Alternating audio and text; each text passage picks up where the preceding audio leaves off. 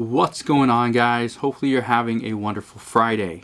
Just a little while ago, President Trump signed a 1-week stopgap bill that will keep the government funded for just one more week. This is good. This is the first step in a long process to finally see some form of stimulus. Now, again, this is a long process. Congress is very slow. They have been yet to really come to an agreement on a whole comprehensive package, but hopefully things change. With this now signed and the government funded for one more week, okay, until December 18th, this will now allow Congress to continue to slowly work on this omnibus bill. This is a package of 12 bills for the government to keep them funded for all of fiscal 2021. Now, this also allows Congress to work on other parts of the stimulus package as well. Here's the deal, and here's an issue. Right now, there are issues with this government funding bill. A lot of issues. And so when Congress is negotiating this bill, okay, this omnibus bill, what they're doing is they're trying to come to a compromise. But the problem is when they compromise there, a lot of the feelings are flowing over into the actual stimulus package or the COVID relief package. And by doing that, some people are not so willing to negotiate there. And the problem is, right now Nancy Pelosi is saying we need to combine these two bills together. We need to put the government funding bill as one and attach the COVID relief bill or the stimulus package to it and vote on that one bill. And that's creating a lot of issues. However, we are getting some good news that there's some progress, but it's not the progress we need to see. Based on the most recent reports, the bipartisan group working on the stimulus package will continue to work through the weekend and hopefully come to an agreement on a comprehensive stimulus package that includes state and local government funding, which they pretty much agreed to, and liability protections. This has been the one issue, the one hurdle that everybody is currently stuck on. This is where they have reached an impasse. Well, this is currently seen as a long shot by many people within Congress that they will not be able to get a stimulus package done in a timely manner. And if that's the case, it will delay all forms of stimulus. However, they're still going to try. What we know is that the unemployment benefits, as of right now, expire on December 26th. Millions and millions of Americans are going to lose their unemployment benefits, either because they have ran out of weeks from the CARES Act, so they have no more weeks of unemployment benefits available, or they are self-employed or a gig worker and are going to lose benefits that way. So it's not just they're not going to be paid a weekly bonus like $300 per week, it's they will not have any unemployment benefits whatsoever. And this is going to be devastating to the U.S. economy and to many families.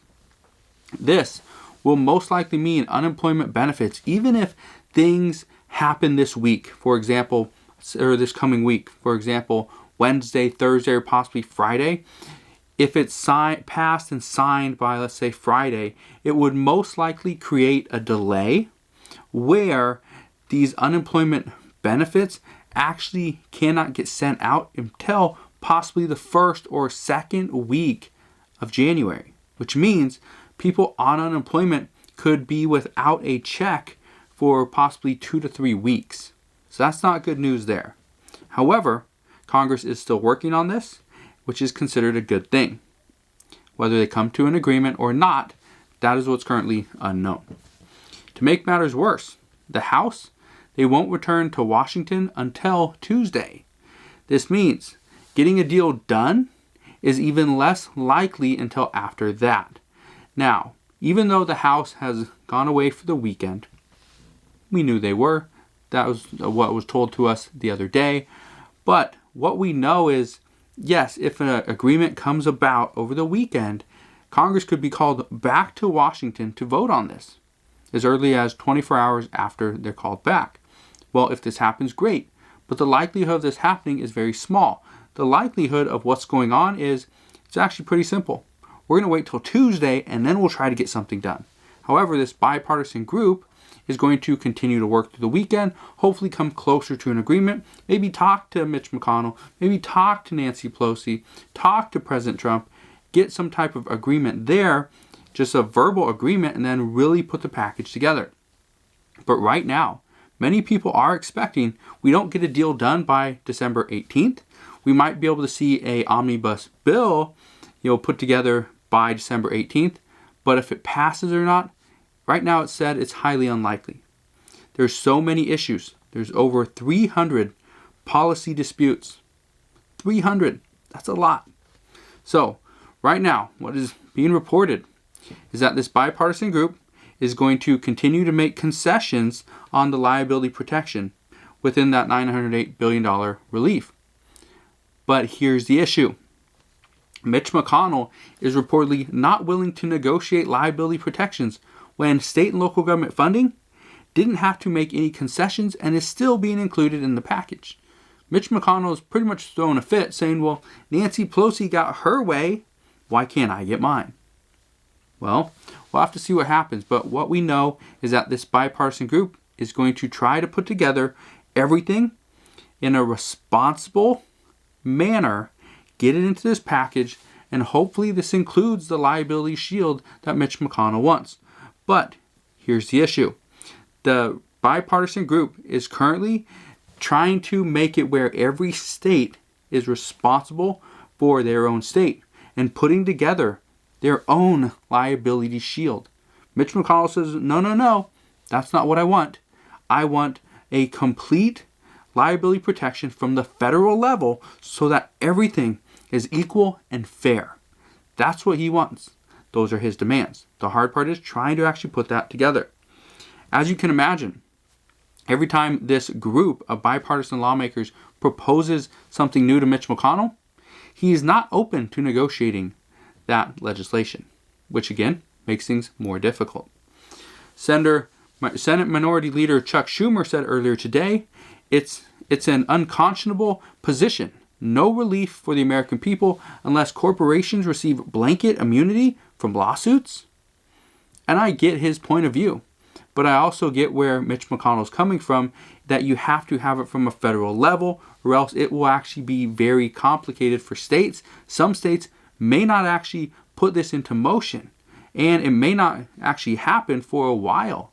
If that's the case, some businesses are going to get sued. Some businesses will get closed down simply because somebody contracted the virus in their establishment. Whether it's a worker, business owner, or a customer, it will create issues.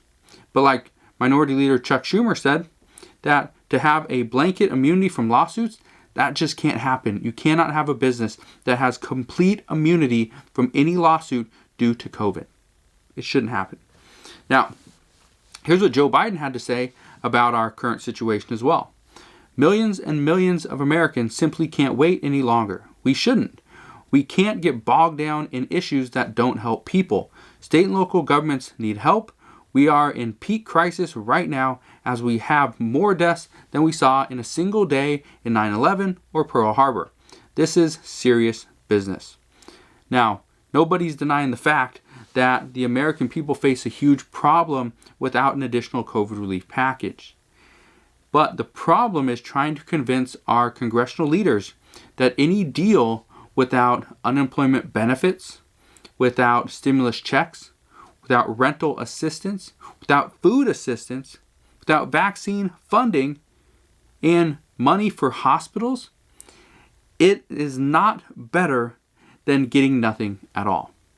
Getting a deal with just those 5 to 6 things would be a life-changing thing for many Americans. Getting additional unemployment benefits would be huge. Getting a second stimulus check would be a game changer, would be a lifesaver to many people. Rental assistance is going to keep people in their homes. This is needed, and we need to get this done now. The good news today is that President Trump did sign the one-week stopgap bill, which means it's going to keep the government funded.